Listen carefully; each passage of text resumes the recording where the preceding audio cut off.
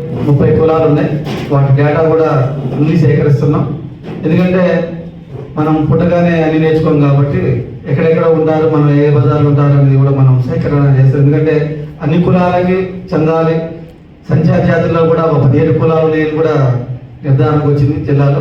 ఆ 17 కులాలు కూడా ఏకదాటి మీద తీసుకొచ్చేసి, ఎందుకంటే మనతో పాటు మన కింద ఉన్న కులాలను కూడా గౌరవించగలిగితే మనం మనసులో అని చెప్పేసి సమాజం గుర్తిస్తుంది. ఎందుకంటే ఇంతకుముందు మన పెద్దలు చేసిన తప్పును మనం చేయకపోకుండా మన కింది కులాలతో మనం ప్రయాణం చేయగలిగితే అప్పుడు మన ఎస్సీ ఎస్టీలు కూడా కలిసి వచ్చి మన వాటా మనం దక్కించుకోవడానికి పోరాటం చేయడానికి చాలా అవకాశం ఉంటుంది.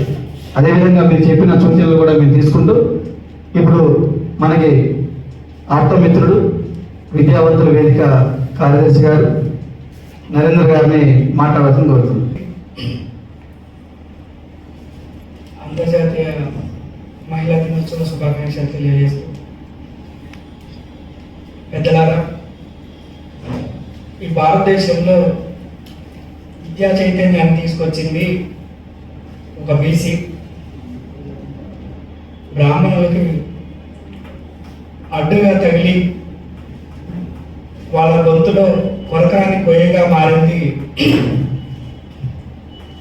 మాతా సావిత్రిబాయి పూలే. ఇవన్నీ కూడా చరిత్ర అంతా చదువుకుంటాం. తిరిగి ఇంటికి వెళ్ళి మళ్ళీ మేము వాళ్ళకే చేయకూడతామనే సిద్ధాంతంలో 75 సంవత్సరాల నుంచి కూడా ఈ భారతదేశంలో ఉన్న బహుజనులు అని చెప్పుకునే ప్రతి ఒక్కరు చేసేది కూడా అదే అని నేను నమ్ముతున్నా, చూస్తున్నా. కాబట్టి నేను పుట్టక ముందు అదే జరిగింది, నేను ఇప్పుడు ఉన్నప్పుడు అదే జరుగుతుంది, రేపు పొద్దున్న నేను మరణించిన తర్వాత కూడా అదే జరగవచ్చు అనే ఆ ఆశాభావాన్ని నేను వ్యక్తం చేస్తున్నా. ఎందుకంటే చీము నెత్తులు లేని సమాజం ఈరోజు చూస్తున్నాం. ఎవరైతే విద్యావంతులు అని అనుకుంటున్నారో సోకాల్ పర్సన్స్, వాళ్ళు కూడా ఓటుకి డబ్బులు తీసుకొని ఈరోజు ఎమ్మెల్సీ ఎలక్షన్లు కావచ్చు, సాధారణ ఎలక్షన్లు కావచ్చు, అటువంటి విద్యావేత్తలే ఈరోజు ఓటుకి నోటు అని తెగబడుతున్న సందర్భంలో సామాన్యులు, పేదవాళ్ళు, రెక్కాడితే కానీ డొక్కాడని ప్రజలు వాళ్ళు 500 రూపాయలు తీసుకుంటే మనం అంటాం, ఏంద్రా బాబు డబ్బులు తీసుకుంటారా అని గలా ఇట్లా పట్టుకుంటాం, టక్ వేసుకొని తెల్లంగా వేసుకొని ఈరోజు చూస్తున్నాం. గత ఎమ్మెల్సీ ఎలక్షన్లో ఒక 10 రోజులు అయింది జరిగి ఏమైంది నన్ను అడిగితే అసలు 75 అంటే రాజశేఖర్ రెడ్డి ఎమ్మెల్సీని తీసుకొచ్చిన దగ్గర నుంచి ఇప్పటి వరకు ఉన్న ఎమ్మెల్సీగా ఉన్న టీచర్ ఎమ్మెల్సీ కావచ్చు, గ్రాడ్యుయేట్ ఎమ్మెల్సీ కావచ్చు, రాజకీయ నాయకులు ఎమ్మెల్యేగా ఎన్నుకున్న ఎమ్మెల్సీ వాళ్ళు కావచ్చు, ఈ రాష్ట్రానికి పలానాది కావాలని సూచించిన వాళ్ళ సూచన మేరకు ఈ గ్రాడ్యుయేట్ ఎమ్మెల్సీ పలానా ఆయన ఈ మేరకు ప్రజలకు ఉపయోగపడే ఈ సూచన చేసిండు, ఈ సూచన వల్ల ఈ జాతికి ఎంత ఉపయోగపడిందని అనే ఒక సందర్భాన్ని మనం చూసినా. ఇంతవరకు అటువంటి సందర్భం ఏది రాలేదు. వాళ్ళ స్వప్రయోజనాల కోసం వాళ్ళకు ఒక బుగ్గకారు కావాలి, వాళ్ళకు ఒక గన్మ్యాన్ కావాలి, వాళ్ళకు ఒక హోదా కావాలి. ఆ హోదా కోసం పనిచేస్తున్నారు తప్పితే పేద ప్రజల కోసం అసలు ఈ పెద్దల సభ దేనికి పెట్టారు, అందులో పోతున్న వాళ్ళు దాంట్లో ఆ విషయాల గురించి ఏమైనా మాట్లాడుతున్నారా అంటే లేదు. వాళ్ళు కూడా రాజకీయ నాయకులు పెద్దల సభలో కూర్చున్న ప్రతి ఒక్కరు కూడా అధికార పార్టీ ఎవరుంటే వాళ్ళ కోసం మాట్లాడటమే జరుగుతుంది. వాళ్ళు చేసే రాజకీయాలు వాళ్ళు చేస్తున్నప్పుడు సమాజంలో అసలు ఏ మీటింగ్ జరగని, బహుజన ఐక్యత ఒడ్డెళ్ళాలి, బహుజనులందరం ఏకమవుతాం, మనమేంతో మనకంతా అంటే ఆడి వరకే. ఏదో సినిమాలు అంటారు కదా, వచ్చారా కూర్చున్నామా తిన్నామా పోయామా, అదే పద్ధతిలో జరుగుతుంది తప్పితే ఈరోజు సోషల్ మీడియాలో భారీ ఎత్తున జరుగుతుంది. బీసీల ఐక్యత కోసం పెద్ద వాళ్ళందరూ కూడా రిటైర్డ్ ఐఏఎస్ చిరంజీవి గారు, కంచా ఎల్లయ్య గారు, ఖమ్మం జిల్లాలోకి వస్తే మన ముందు కూర్చున్నటువంటి మేధావులు, వీళ్ళు ఎంతో కాలం నుంచి పోరాటం చేస్తూనే ఉన్నారు. ఆ పోరాటాలు ఎక్కడికి వెళ్తున్నాయి, రూట్ లెవెల్లోకి ఎందుకు వెళ్ళట్లేదు, బీసీల సమస్య రూట్ లెవెల్లోకి ఎందుకు వెళ్ళట్లేదు అన్న. అంటే నిన్నటి పేపర్ ఒకసారి చూడండి, అసలు మనం ఎక్కడికి వెళ్తున్నాం, సమాజం ఏమైపోతుంది, ఇంకా కూడా ఆ మైండ్ సెట్ ఎందుకు మార్చుకోలేకపోతున్నారు? ఒక దళిత యువకుడిని ప్రేమించిందని తండ్రి ఒక బీసీ ఎదురుగా కూర్చొని తాడిచ్చి ఆ అమ్మాయికి ఉరేసుకోమని చెప్పి చివరికి చనిపోయిందా లేదో చూసిన తర్వాత స్టేషన్కి వెళ్ళి నా కూతురు చావు కారణం నేనే, అది ఒక అనంతపురం జిల్లాలో జరిగింది. అంటే అసలు ఇంకా ఏంది సమాజం? అసలు ఇంకా ఎస్సీ ఎస్టీ బీసీలు అనేవి ఐక్యత అని మనం పోరాడుతున్నాం. అది రూట్ లెవెల్లో గ్రామ స్థాయిలో అక్కడేమో వాళ్ళు ఇంకా ఎక్కువ కేసులు మొత్తం కూడా ఎస్సీ యాక్ట్ కేసులు ఏదైతే నమోదవుతున్నాయో ఎక్కువ సంఖ్యలో బీసీల మీదే నమోదవుతున్నాయి అన్న. అంటే ఈ చైతన్యం ఎందుకు రావట్లేదు? జిల్లా స్థాయిలో జిల్లా హెడ్ క్వార్టర్లో కూర్చొని పెద్దలాగా మనం మాట్లాడుకుంటున్నాం, అది రూట్ లెవెల్లోకి వెళ్ళట్లేదు. రూట్ లెవెల్లో నువ్వు వేరుని పెకిలించండి, చెట్టు ఎదుగుదల ఉండదన్న. మనం ఎంత మాట్లాడుకున్నా కూడా గ్రామ స్థాయిలో ఆ విధమైన చైతన్యం లేకపోతే మనం ఇక్కడ ఓన్లీ ఒక మందులాగా పిచికారికి మాత్రమే ఉపయోగపడుతాం. కానీ ఏదైతే ఉందో మొక్క ఎదుగుదలకు కావాల్సిన పోషకాలు ఏదైతే ఉన్నాయో అన్ని గ్రామ స్థాయిలో ఉంటాయి. గ్రామ స్థాయిలో రాజకీయాలు వేరే ఉంటాయి.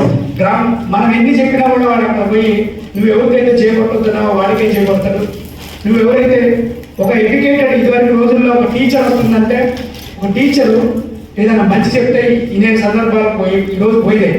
ఆ ఊళ్ళో వాళ్ళు చదువు రాదు వాళ్ళు ఏ ముద్ర కాదైనా వాళ్ళ దగ్గర కూర్చొని అయ్యగారు పలానా చౌదరి గారు మీరు ఏం చేయమంటారంటే లేదా రెడ్డి గారు మీరు ఏం చేయమంటారంటే లేదా సమ్ ఎక్స్ మీరు ఏం చేయమంటారండి మా పిల్లగారు చదువుకుంటానంటే అదే నువ్వు చేయకపోవాలంటే అది చేసే సందర్భం వచ్చింది. అట్లాంటి సందర్భంలో ఉన్న సమాజాన్ని మార్చాలంటే మారగలవాలంటే ఎంత చేయాలన్నా మనం చెప్తాం. సావిత్రి గారి పులే ఒక చీర సంకలో పెట్టుకొని ఒక చీర బ్యానర్లను కూడా కొట్టుకొని పోయిందని. ఈరోజు మనం చెప్తాం రమాబాయి అంబేద్కర్ ఆమె పుట్టిన సంతానాన్ని మొత్తం కూడా ఈ దేశం కోసం త్యాగం చేసిందని. మరి త్యాగమూర్తులు ఎక్కడ తయారవుతున్నారన్న?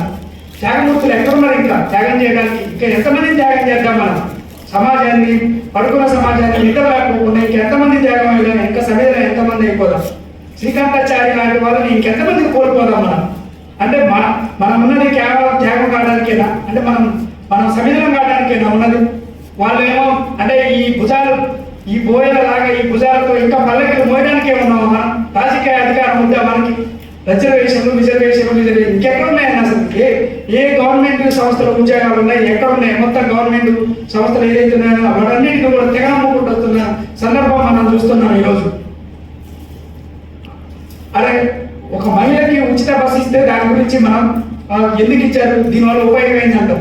47,000 కోట్ల రూపాయలు ఒక వ్యక్తికి గవర్నమెంట్ రుణమాఫీ చేస్తే దాని గురించి మనం మాట్లాడడం అంటే సామాన్యుడికి ఒక 10 రూపాయలు ఏదైనా ఒక ఉచిత ఏదో ఒకటి ఇస్తే దీని గురించి మాత్రం చర్చలు గట్టిగా ఉంటాయన్నమాట. చర్చలు వాడికి అదేందుకు ఇచ్చారు, వీడికి ఇదేందుకు ఇచ్చారని. 200 కోట్ల రూపాయల ప్రాజెక్టు ఒకటికి ఇస్తాడు, అది నాకు ఇంకా సరిపోలేదు, టెండర్ కాలేదు, వాడికి సంవత్సరం లోపల ఆ పని చేయాలి, చేయడు.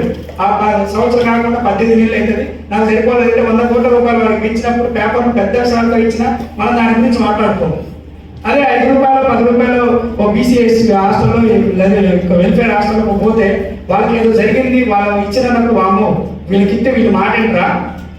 మనకిచ్చేది ఏంటన్నా 5 కేజీల బియ్యం ఉచితంగా ఇస్తానన్న. 5 కేజీల బియ్యం ఉచితంగా ఇచ్చినా కూడా దాని మీద కూడా పెద్ద చర్చలు. వీళ్ళు తిని ఉత్తిగా ఉంటారు. కొన్ని పల్లెటూరులో పోతే ఆ కంట్రోల్ బియ్యం లేక పస్తులు కుటుంబాలు ఎన్నో ఉన్నాయండి.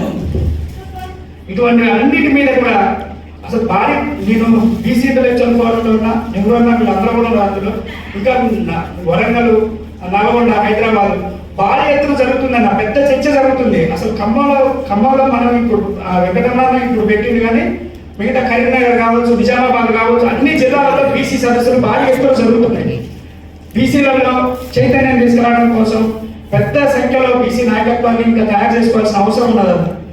బీసీ మనకేంటంటే నాయకత్వ లోపం గట్టి కనబడుతుంది మనకి. ఇక్కడ ఇట్లాంటి విషయాలన్నింటినీ కూడా సానుకూలంగా చర్చించి గవర్నమెంట్ పాఠశాలకు పోతే మీరు పోయి గమనించి కావాలంటే చూడండి అన్న. మీరు అక్కడ అసలు ఆ ఎడ్యుకేషన్ ఎట్లా ఉన్నది, వీళ్ళు చేయాల్సింది చేయట్లేదా, వాళ్ళకి అందాల్సింది అందట్లేదా అర్థం కాదు. ప్రభుత్వ పాఠశాలలో ఆ పిల్లలు ఆడపిల్లలు ఉంటారు, 8-9 తరగతి పిల్లలు ఉంటారు. వాళ్ళకి కనీసమైన మరుగుదొడ్డి సౌకర్యం ఉండదు. అక్కడ కనీసం తాగడానికి ఒక మంచినీటి వసతి ఉండదు. ఆ భోజనం చేసేది కూడా అంత ఇది ఉండదు అన్నమాట. దీని గురించి మనకి ఎవరికి పడదు. మనకి అసలు ఇట్లాంటివి కాదు. ఎక్కడో రామ దాడి జరిగింది దీని జరిగిందంటే మాత్రం చర్చ భారీ ఎత్తున పెట్టుకుంటాం. ఈరోజు పాఠశాలకు వెళ్ళే విద్యార్థుల వాళ్ళ మానసిక స్థైర్యం ఏ విధంగా ఉంది?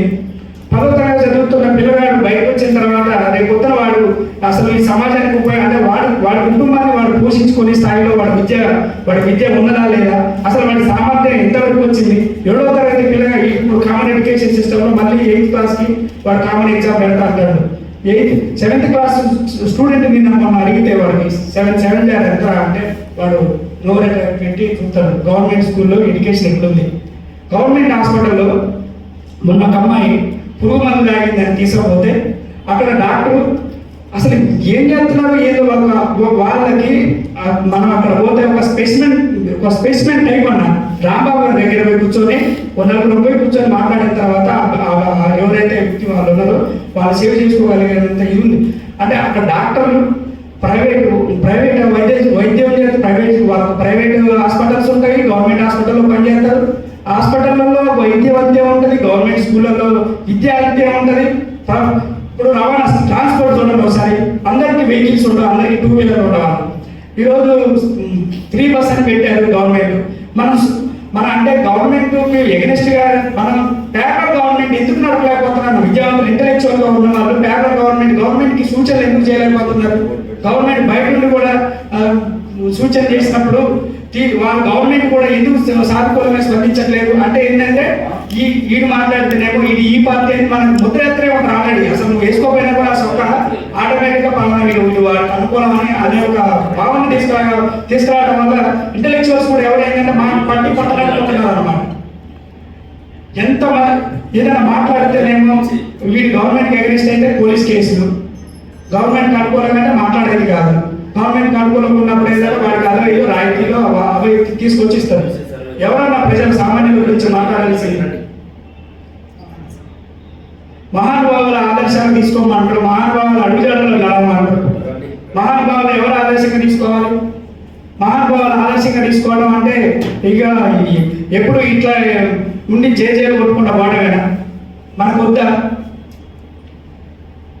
పల్లెటూరులోకి వెళ్ళండి అందరూ, పల్లెటూరులోకి వెళ్దాం. మనం ఈసారి మనం బీసీ ఏదైతే మనం అనుకుంటున్నామో 50% మన దగ్గర గెలిపించుకున్నామన్నా, మనం అవసరమైతే మన సొంత క్యాండిడేట్ పెట్టుకుందాం అన్న, మన ప్రజలకు వివరిద్దాం, మనం దానివల్ల లాభాలు ఏంది నష్టాలు ఏందో తెలియజేద్దాం. ఇవన్నీ చేస్తారని నమ్మకంతో మనందరూ ఐక్యంగా ఉండాలని కోరుకుంటూ ఈ అవకాశం ఇచ్చిన